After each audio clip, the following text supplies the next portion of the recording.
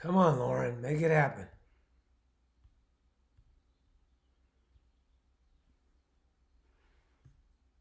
We going? Hey, y'all. Lauren, the videographer there, had to mess around. How y'all doing? I personally am a little bit cantankerous today. I'm not going to lie to you, so I'm ready to start drinking this Vertigo. Been dealing with attorneys all day. Um, and I know there's some attorneys out there amongst us. If you were here right now, man, I would just put you to work. But I'm going to take a breath. How's everybody doing? Hope you're all doing well. Remind you that each and every week you got to re-challenge yourself. What can I do for my friends? What can I do for my community? How can I help out others that at this point can't help themselves? It may be financially. It may be FaceTiming. Um, it may be like I've been talking to you guys about to-go food. It may be gift cards. Whatever it is, be creative. Find ways to help your friends. Find ways to help your community. Today, what are we on? We're on Vertigo today. All right. Vertigo, 2017. Vertigo is always a GSM. Generally, it's always Syrah driven and has usually second most Mourvedre and then Grenache. Although we just blended the 18s, and both Pete and Kyle are trying to convince me to do a Mourvedre driven Vertigo, and it was pretty badass. Had a little Viognier in it, made it really beautiful and aromatic and floral. But Vertigo, especially in 2017, is generally it's a pretty masculine wine. I mean, most of our wines are masculine. We don't like the bullshit, right? We make big textural wine. All your Psalms out there looking for 11%, you chimed into the wrong. What do you call this? A podcast? Virtual tasting. You chimed into the wrong virtual tasting. We don't play that. And we don't apologize about it, do we? So Vertigo, GSM, big color, which is hard for a GSM because anytime you add Grenache to anything, it's going to lighten it out. Remember, Grenache is considered the Pinot Noir of the Rhone. Grenache doesn't have a bunch of color, generally a lighter varietal. And so generally a GSM is not going to be as dark. Vertigo though is a pretty badass heavy red. Why Vertigo? Um, as the staff goes by in the Kawasaki, um, Vertigo because the hills that I traditionally was getting this, or initially that I got this wine from, were so steep. It'd be like, shit, man, you'd look down, I'm gonna get vertigo up here. And when I'd be on the tractor going straight down, it was just crazy. Or when you're going up the hill, it's like you're taking off in a rocket. Um, so Vertigo. A lot of people always say, what do the hills do differently to this wine? And one thing I think they do differently, well, I don't think, I know, the higher in elevation and the steeper the hill, um, generally it's harder to get canopy. You generally get canopy in more fertile soil down low. When you get up into this high rock, which generally also is higher pH, the plant can't uptake as much. So while there may be food or water, the plant is, it's almost like trying to consume, eat a dinner with a broken jaw. You just can't uptake the food. Um, I'm not talking about attorneys right now and things I was thinking. So you can't uptake the food, um, and so the canopy can't get as big. So when the canopy can't get as big, you get a lot more direct sunlight in the to the grapes, and what that does is it spikes the alcohol. And so you have to pick it a little bit earlier. It has the potential to not develop the phenolics completely, and because of that, um, sometimes you're making a wine that isn't as massive, because while it's gotten higher in alcohol potentially, phenolically it didn't develop, um, color didn't completely develop, or the fruit shriveled up a little bit, so you can't extract the way you would want to and make a wine so big and powerful. So anyways, that's generally what happens there. Aromas on this, usually a lot of red fruit in it, with a deep mid palate of a couple black fruits. But generally, this is a kind of cooked red fruit notes in this wine. Little underbrush. Just kidding. I still don't know what underbrush is or smells like. But so I always get red fruits.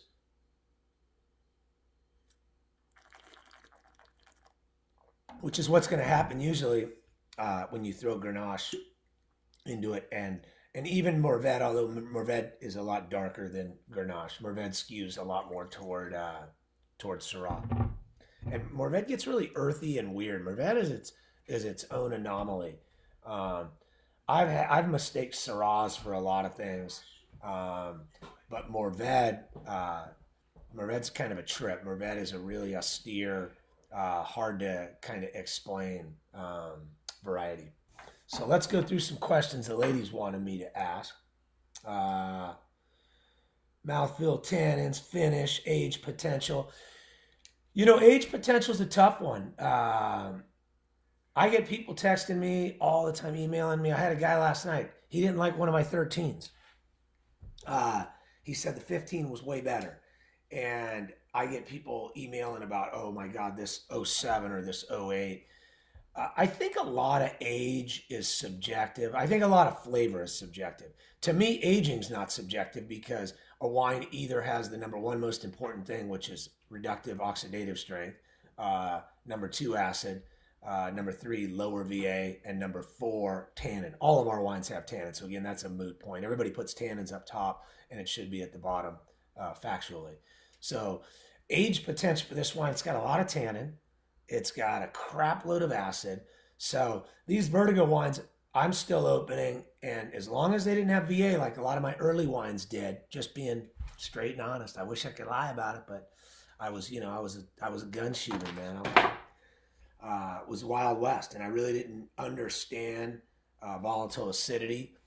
And one of the esters of that is nail polish remover, ethyl acetate. I didn't understand how it worked well enough, and I wasn't afraid of it. So it was like, fuck it. But now my wines all have much lower VA. So the Bookers of the recent 4 or 5 years have the ability to age for a really, really long time. In fact, I'm even going back to some of the lower VA early vintage ones that taste like, in fact, '07, I just had an '07 fracture, very high VA. Sorry if you still have them. Drink them if you got them. But if that wine didn't have VA, that wine would have lasted another 20 years. That wine, that '07 out of Paso, is tasting now like I just bottled it. That's the flavor. If you push aside the VA. So for those of you that don't pick up volatile acidity, aren't sensitive to it like I am, that wine tastes like an absolute baby. So age worthy, the 17s, plenty of oxygen to them, plenty of reductive strength built up in these wines. So the 17s have the ability to age for a long time.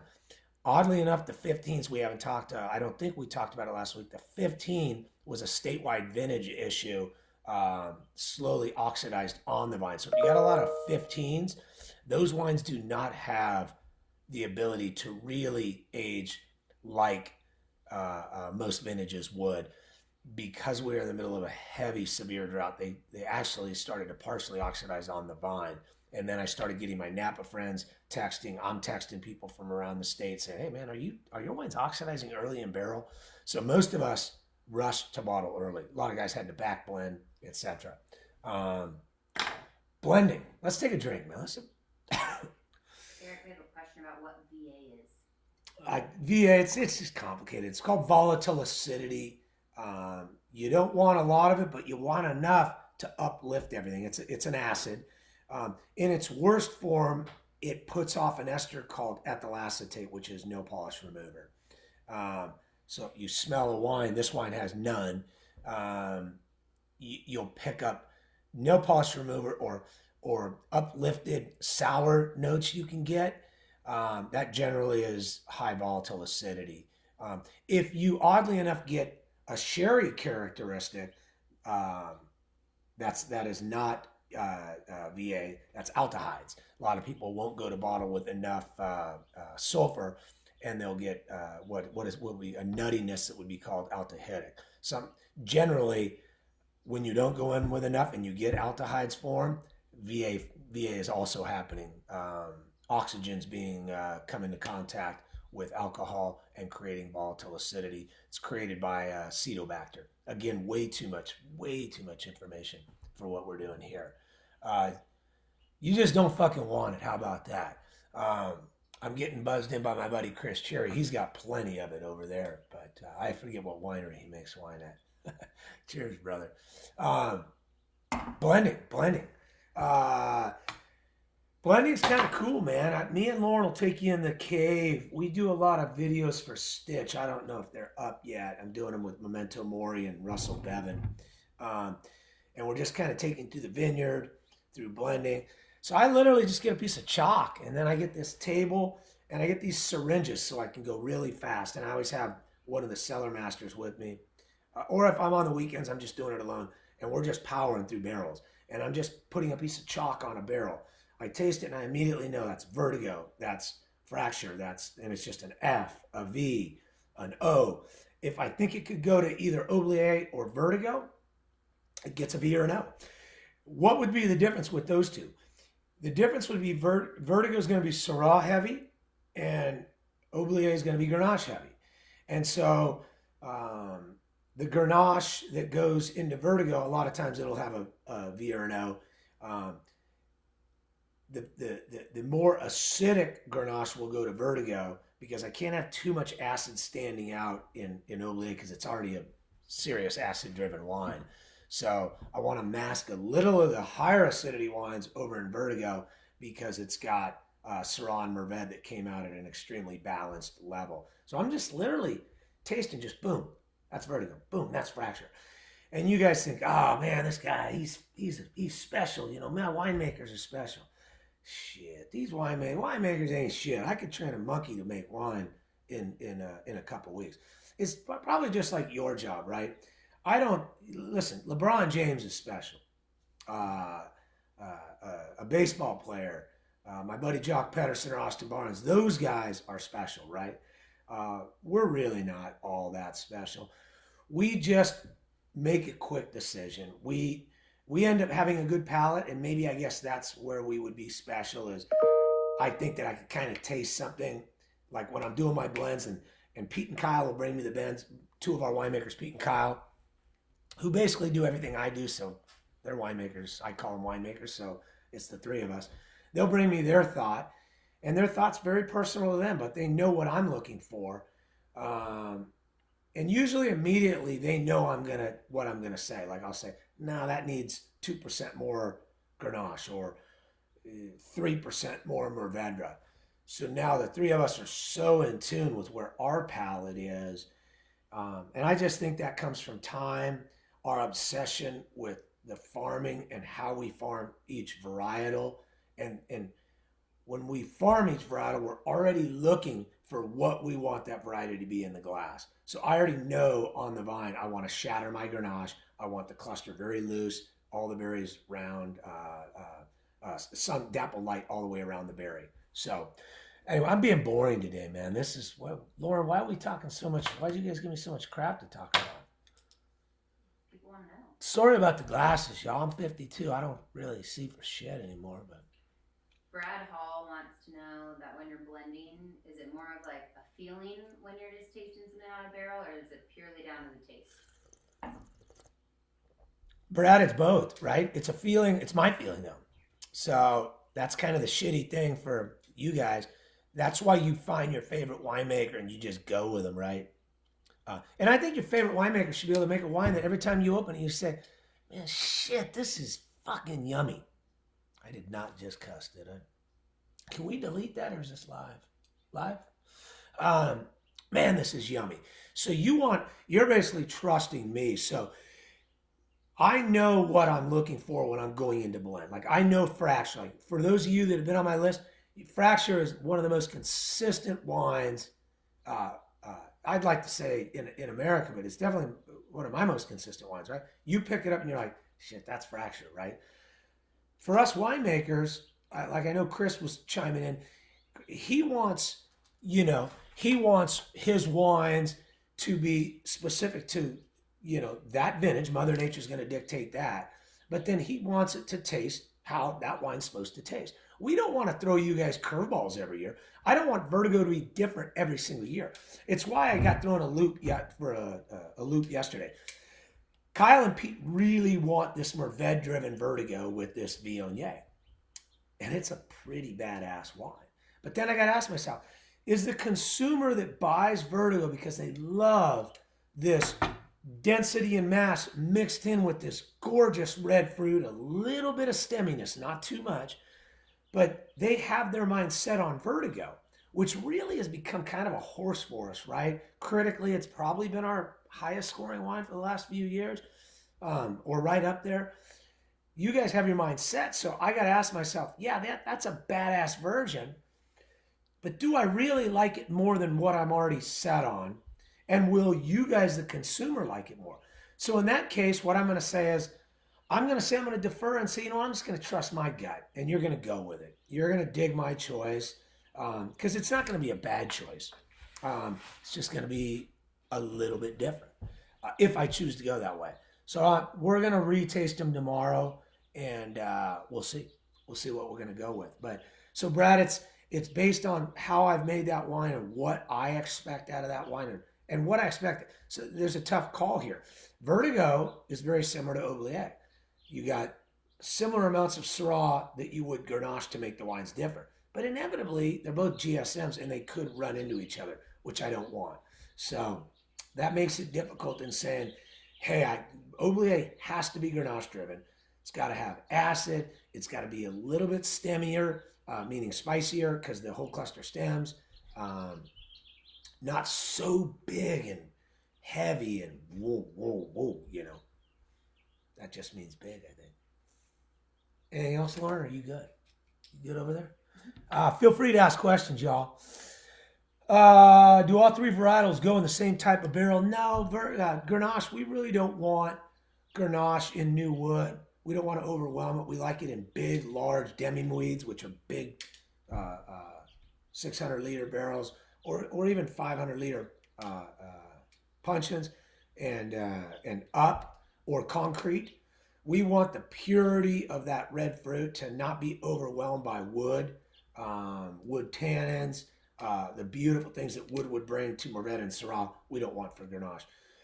So they some of them we co-ferment, and co-fermentation is if we pick them at the same time, we just throw them in a tank, right? We know, hey, that block usually go to Vertigo or Oubliette. Let's throw them all in. Let's let them start the process of lovemaking right now, and good things will happen. But for the most part, they are separate. And then we decide on the blend. We go to tank with it. We drain the barrels, gravity, lift them up in the air, and right down into the tank. Put a lot of argon in that tank so no air gets to it. So we don't introduce air at a late stage in the game. Then we blend it. Then we roll that tank. And then voila, we go up to it. We taste it, make sure it's everything we thought it was going to be. If it's not, I make more adjustments right there.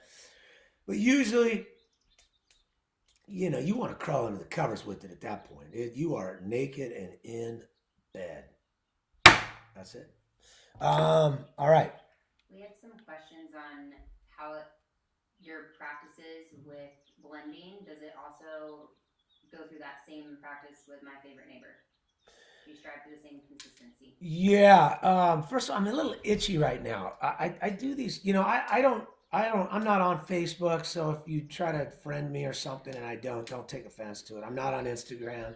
I'm on Instagram because these guys make me do these live posts. Uh, I did this live post last week. I said I was going to sun up this goodness here. Um, Really, I was a lot whiter than I thought I was. I mean, I was freaking white. Didn't cuss. And I fell asleep. I had a couple glasses of champagne by the pool Saturday, and I fell asleep. And I never do that, man. I can't sleep. I can't even sleep when I'm supposed to sleep. Got the jitters. And I fell asleep. So, man, my ass is burned right now. I'm red. And I'm trying to put aloe vera on the damn thing, and it used to work, and it doesn't work. So I'm itchy, and I'm burned right now. That adds to my, what did I say I was, cantankerous. That adds to me being cantankerous and a little bit edgy right now, a little bit difficult. My favorite neighbor, we really, for the most part, know what's going to my favorite neighbor. So we do a lot of co-fermentation there. With my favorite neighbor. It's mostly cab-driven wine, right? 75% at minimum. So with my favorite neighbor, yeah, we're doing most of that blending in the tank because it's a larger, there's more production on it. It's from the best vineyards on the west side, man. There's nobody going to argue that. We force all the farmers to farm organically. We put it in their contracts. These are badass sites. So we pick a lot of them at the same time, but that can't always happen, right? The Malbec may come in earlier, or the Petit Verdot or Syrah. The Malbec actually we've been shipped into Harvey and Harriet. But at the Petit Verdot and Syrah, Petit Verdot wants to hang forever. So the Petit Verdot a lot goes with the Cabernet that hangs. Syrah usually is Han Solo. It's on its own. So, yeah. Yo. Concrete. You use a lot of these concrete big tulips. They call it tulips because they just look like tulips. Concrete's great. It's just a purity of the wine. That's what I love about concrete. But as my friend Justin Smith always reminds me when I get too excited about pure concrete, Badger, wood is your friend. Don't get too crazy. And so while I'd love to make you guys a wine out of pure concrete, at the end of the day, you got to trust me on this. You are always, almost always, some of you Psalms would geek out and, you'd be all excited. But the consumer almost 100% of the time likes wood. Wood is your friend.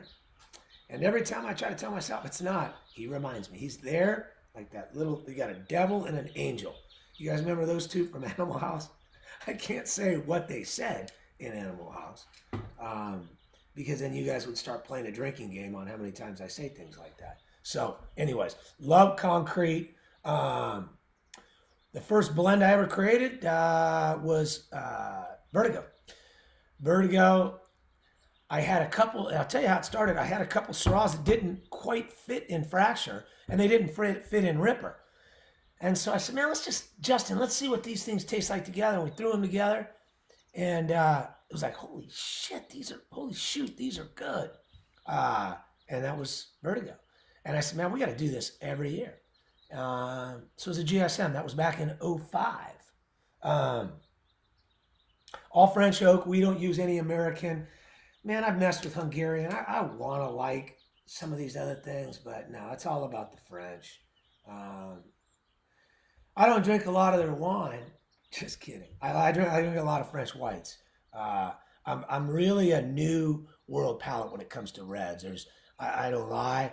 I don't like old wines. I go to these parties and people open their cellar and they start opening these old wines. They're like, Eric, hey man, tell me, you're a pro. What do you think of this 1976? And I said, man, I'm the last guy because I'm gonna make you feel bad about your expensive wine and your purchase and about waiting 40 years to be disappointed.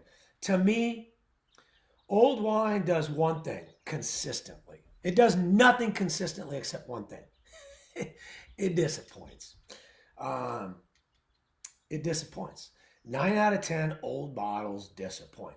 So when you go into drinking old wine, I only have a few friends that truly like old wine better than newer wine. Their palates are just geared, dusty, dirty, mushrooms, skin hanging down on the ground, this stuff on your eyes. Come on, man. Nobody likes old better than young. But some people do. And I get it. But I really don't. But old wine disappoints. But what you have to do is you have to be in a mindset to say, I'm going to appreciate this evolution of this living organism and what it's been able to do. And maybe even put yourself in the shoes of the winemaker. And was this, what was going on in the world at that time? Was there a war? And, what they were thinking. Winemaking techniques have just gotten better. You can argue all you want. You're wrong. They're better. The cell phone is now this size. This has a Mophie on it, right? And Chris Cherry wanted me to say VA vinegar. Yeah. In its worst form, at the end, the very end result is balsamic vinegar. You don't want to get to that point. But technology we've made so much better wines. Remember, they used to have to make wines very vegetal and green, very high in acid. And they used to say, man, you got to age this wine for 20 years. The Brits and the French, they lied to us, right? Because you don't need to do that. That's just a fallacy. It's just it's a load of crap. You had to do that because you couldn't drink those wines because they sucked. Because they didn't have proper winemaking techniques, so they had to pick those wines early when they were uber acidic. And then they over extracted the tannin, so then they were too tannic, right? So they had to be aged 20 years just to be able to consume. Nowadays, a great wine is consumable off the bottling truck and will age for 30, 40 years. And that's the technology we have. Period, end of story. All right, I think I'm going too long here. So I'll keep moving. Hey, we got a special surprise tonight. Ding, ding, ding. I want to kind of sometimes talk like that guy on the knife show. You guys ever tune in late night to that guy on the knife show? Selling the knives, I actually got on and bought those knives one time. They sucked. He's got the southern accent. We got these, and look at that turquoise in that knife there. You can't buy knives like this. Yeah, I found out you can.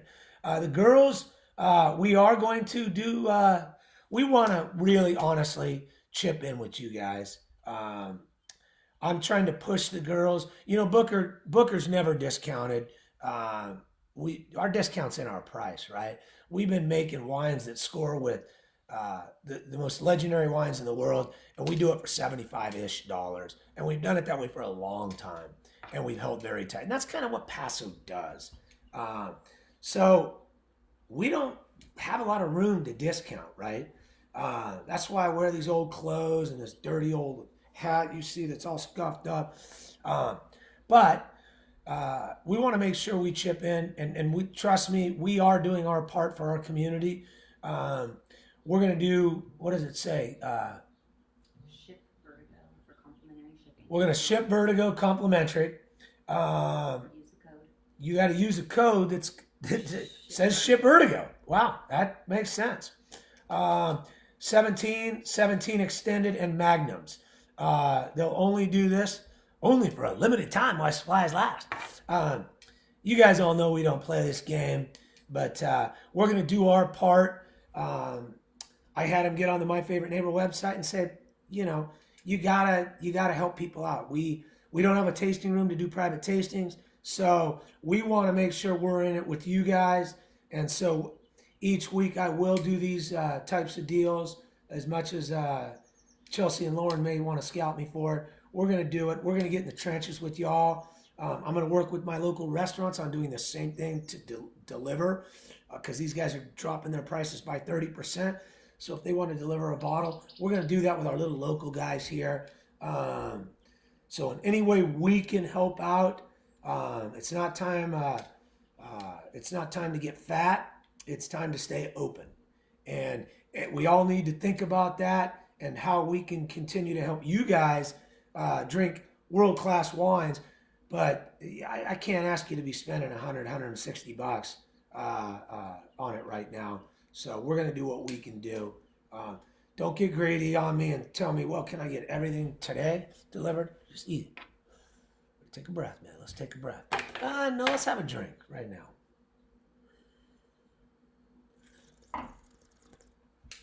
What else, Lauren? You ready to wrap this thing up? I think we probably overstayed our welcome in your houses. You guys know you're the lifeblood of Booker, my favorite neighbor. You always have been. You always will be. I got some specials, treats coming out for you. I just can't talk about them right now. Some things that we will do that no winery in the history of high-end wine has ever done, that I know. I can't talk about it now, but just know that in a month, 2 months, 3 months, I'm going to be announcing some things that are you're going to want to hug me, kiss me, snuggle up to me. I don't know. Yeah, right? Is that good? All right. Love you all. What we're going to start doing is we're going to start doing, I wanted to announce it tonight. I got a buddy we're going to start with, Juan Mercado, formerly of Realm, still a partner in Realm. Phenomenal wines, Realm. Just unbelievable winemaker, unbelievable team. Benoit and Scott. Juan Mercado and me are going to show you some of his new wines. I'm also going to bring in Fern Frias from Frias Wines in Napa. We're going to do side by side and taste some of his Napa wines, taste some of ours. And then me and Chris Cherry from Via Creek, maybe Justin Smith, maybe Anthony Young, some of the Paso guys, Scott Hawley, we'll get together and I'll start bringing some of these knuckleheads in. And I'll bag on them a little bit. I'll straighten shit out. I'll tell you that much. We'll call each other out on some things and we'll have some fun. We'll drink some wine. So until next time, don't hesitate to stay in touch. Follow our Instagram. However you follow these things on Instagram, I guess you press a button. But at Booker Vineyard, and at My Favorite Neighbor Wines. That's it. Cheers. Be great. Have a great night. Support your community. Be great tonight and be great tomorrow. We'll talk to you next Tuesday at 5. Actually, we might talk to you soon. Cheers.